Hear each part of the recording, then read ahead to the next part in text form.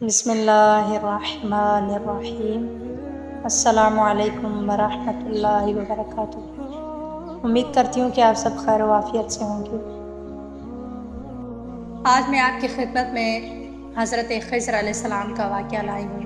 حضرت خضر نبی کے لیے کہا جاتا ہے کہ وہ اللہ کے نبی بھی تھے، اور کچھ روایات میں کہا گیا ہے کہ وہ اللہ کے ولی ہیں، اور ان کے لیے یہ ملتا ہے روایات میں کہ وہ ابھی تک زندہ ہیں اور وہ اس دنیا میں موجود ہیں، مگر کسی کو دکھائی نہیں دیتے سوائے اللہ کے ولی یا اللہ کے نبی کے۔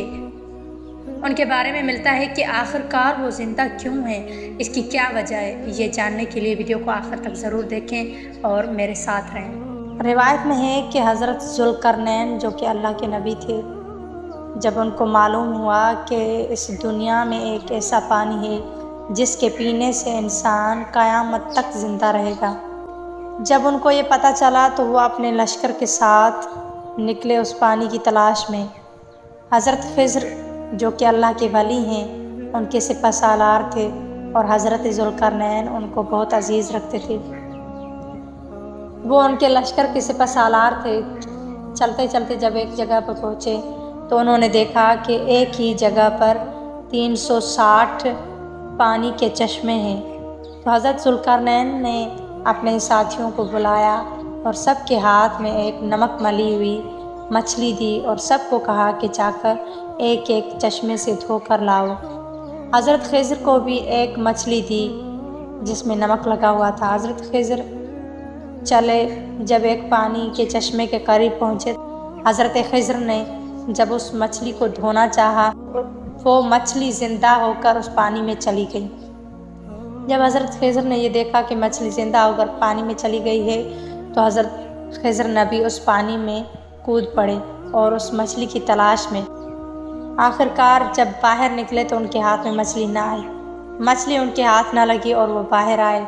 جب حضرت ذوالقرنین نے سب ساتھیوں کو جمع کیا اور سب نے اپنی مچھلیاں دی تو ایک مچھلی کم تھی۔ حضرت خضر نے کہا کہ میں جب مچھلی کو پانی کے قریب لایا، دھونے کے لیے لے کر گیا، تو وہ مچھلی زندہ ہو گئی اور پانی میں چلی گئی۔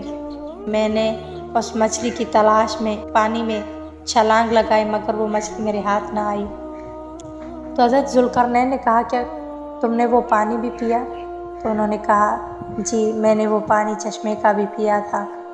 تو پھر حضرت ذوالقرنین نے فرمایا کہ جاؤ، خضر جس چشمے سے پانی پی کر آیا ہے اور مچھلی جس میں زندہ ہو گئی ہے، اس کی تلاش کرو۔